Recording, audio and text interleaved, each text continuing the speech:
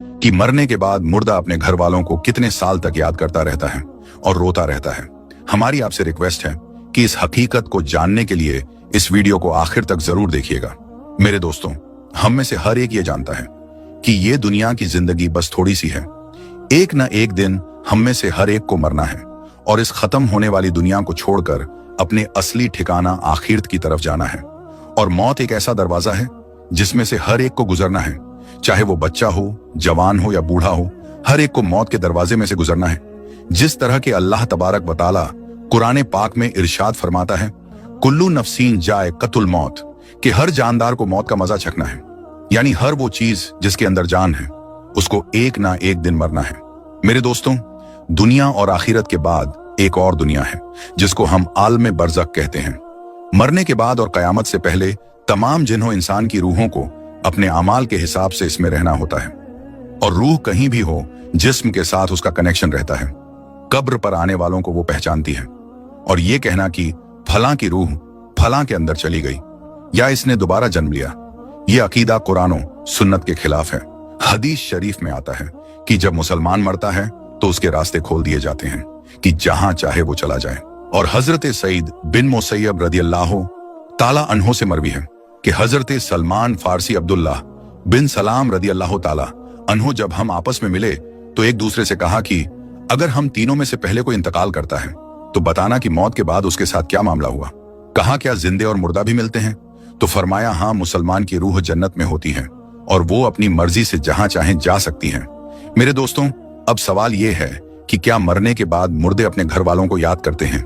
जब किसी इंसान का इंतकाल होता है तो मरने वाले शख्स को यह मालूम होता है कि हम इस दुनिया से इंतकाल होकर आलम बरज़ख में आ गए हैं, और उसको ये सारी चीजें याद होती हैं कि हमारा घर है, मकान है, रिश्तेदार हैं, और हमारे बहन भाई भी हैं, और हमारी एक फैमिली है। और यहां तक कि जब इस मुर्दे की रूह निकल जाती है और उसको दफनाया जा रहा होता है तो फिर उस वक्त वो मुर्दा अपनी आंखों से सारी चीजें देख भी रहा होता है। यानी कि उसकी रूह तमाम चीजों को देख रही होती है, और उसको पता होता है कि अब हमें कफन पहनाया जा रहा है और अब हमारे जनाजे को उठाया जा रहा है। लिहाजा नेक बंदे के जनाजे को लोग उठाते हैं तो वो कहता है, ऐ लोगों, जल्दी मुझे लेकर कब्रिस्तान की तरफ चलो और बहुत जल्द मुझे मेरे असली ठिकाने यानी कब्र के अंदर पहुंचा दो। क्योंकि उसको मौत पर ही पता चल जाता है कि उसके साथ आगे क्या होने वाला है। यानी आगे आने वाली जो मंजिलें हैं वो अच्छे हैं या मुश्किल हैं, सख्त हैं या आसान, उसको पहले से पता चल जाता है। क्योंकि रूह निकलते वक्त की जो तकलीफ होती है उसी से मरने वाले को यह अंदाजा हो जाता है, और उसको यह मालूम हो जाता है कि उसका आगे क्या अंजाम होने वाला है। इसी वजह से जो मोमिन बंदा होता है वो कहता है, मुझे जल्दी लेकर चलो और मुझे कब्र के अंदर उतार दो और मेरे असली ठिकाने तक मुझे पहुंचा दो। क्योंकि हुजूर नबी करीम सल्लल्लाहु ताला अलैहि वसल्लम ने इरशाद फरमाया, दुनिया मोमिन के लिए कैद खाना है और काफिर के लिए जन्नत है। मेरे दोस्तों, जब गुनाहगार और बेनमाजी इंसान की मौत होती है तो वो चिल्ला चिल्ला कर ये कहने की कोशिश करता है कि ऐ लोगों, तुम मुझे कहां लेकर जा रहे हो?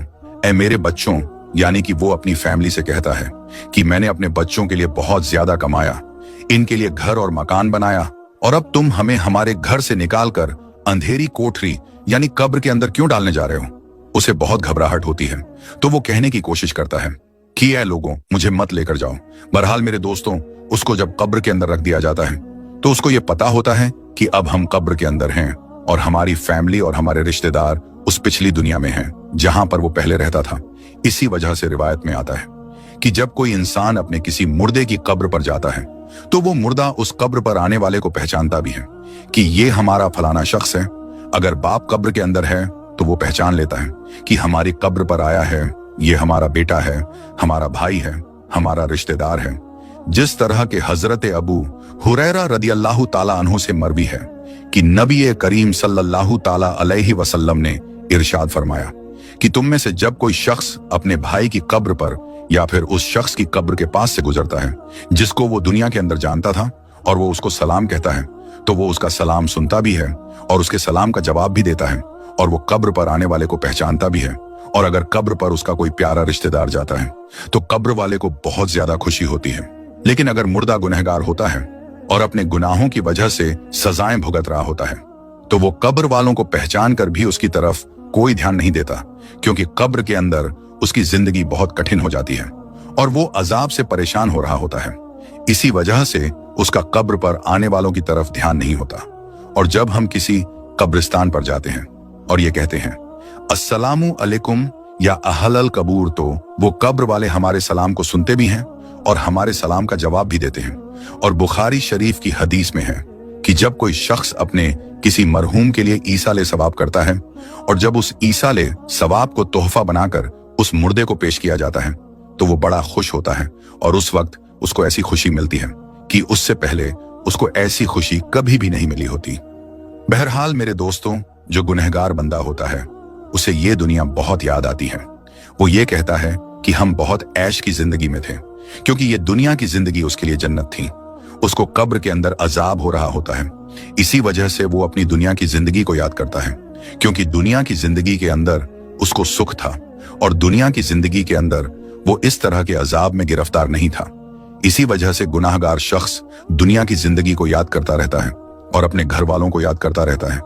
इसी वजह से इस्लाम में मरने वालों के लिए ईसाले सवाब करने को कहा गया है, क्योंकि ईसाले सवाब करने से जो गुनहगार होते हैं उनके गुनाहों की बख्शीश होती है और जो नेकोकार होते हैं उनके दर्जे बुलंद होते हैं। लिहाजा हमें हर हाल में अपने मरने वालों को याद रखना चाहिए और उनके लिए ईसाले सवाब करते रहना चाहिए। और हमें चाहिए कि जब हम तौबा व इस्तगफार करें तो हम सिर्फ अपने लिए ही ना करें, बल्कि अपने तमाम रिश्तेदारों और मोमिनों के लिए भी करें।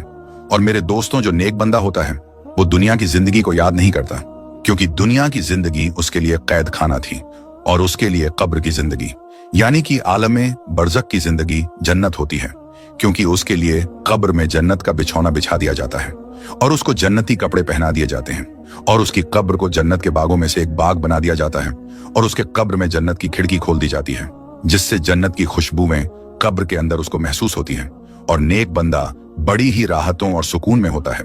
इसी वजह से उसको दुनिया की और अपने घर वालों की किसी किस्म की कोई टेंशन और फिक्र और परेशानी नहीं होती, क्योंकि अब वो अपनी उस जिंदगी में होता है जिसके अंदर उसको राहत और सुकून होता है और जिसके अंदर उसको हमेशा हमेशा रहना है।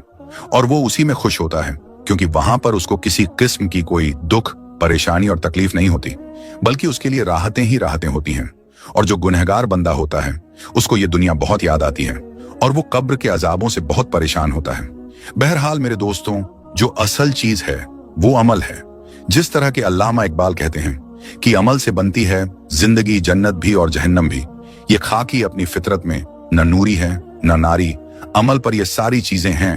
अगर इंसान के अमाल अच्छे हैं तो मौत से अच्छा कोई मैसेज नहीं, और अगर इंसान के अमाल खराब हैं तो मौत से बुरा उसके लिए कोई मैसेज नहीं। इसी वजह से अल्लाह तबारक व तआला कुरान पाक में यूं इरशाद फरमाता है, तर्जुमा तुम अपने रब से गिड़गिड़ाकर और आहिस्ता दोनों तरीकों से दुआ किया करो, बेशक वो हद से बढ़ने वालों को पसंद नहीं करता। और नमाज जनाजा के हवाले से हुजूर नबी करीम सल्लल्लाहु ताला अलैहि वसल्लम का इरशाद है, जो किसी मैयत की नमाज जनाजा 40 मोमिन पढ़े हैं तो अल्लाह तबारक व तआला उस मैयत के लिए उनकी दुआओं को जरूर कबूल फरमाता है। दूसरी रिवायत में है कि आप सल्लल्लाहु ताला अलैहि वसल्लम का इरशाद है, जिस मैयत की नमाजे जनाजा 100 मुसलमान पढ़े और उसके लिए दुआ करें तो उनकी दुआ अल्लाह ताला कबूल फरमाता है। और इमाम इब्ने कय्यिम रहमतुल्लाह अलैह इरशाद फरमाते हैं कि नमाज जनाजा का मकसद मैयत के लिए दुआ करना है, लिहाजा कब्र के पास खड़े होकर मैयत के लिए मगफिरत की दुआ करनी चाहिए। जिस तरह के हजरत अब्दुल्लाह बिन उमर रदियल्लाहु ताला अन्हु से रिवायत है कि नबी करीम सल्लल्लाहु ताला अलैहि वसल्लम जब मैयत को कब्र में रखते तो फरमाते बिस्मिल्लाहि व अला सुन्नती रसूलिल्लाहि सल्लल्लाहु ताला अलैहि वसल्लम, यानी कि अल्लाह तबारक व ताला के नाम से और रसूल अकरम सल्लल्लाहु ताला अलैहि वसल्लम के तरीके पर। और हजरत उस्मान बिन अफ़्फ़ान रदियल्लाहु ताला अन्हु की रिवायत है, वो कहते हैं कि जब रसूलुल्लाह सल्लल्लाहु ताला अलैहि वसल्लम मैयत को दफनाकर फारिग होते तो कब्र पर खड़े होकर फरमाते अपने भाई के लिए मगफिरत की दुआ करो, इसीलिए कि अभी इससे सवाल किए जाएंगे। अल्लाह तबारक व तआला से दुआ है कि अल्लाह तबारक व तआला हमें नेक अमाल करने और गुनाहों से बचने की तौफीक अता फरमाए और अल्लाह तबारक व तआला हमें अपनी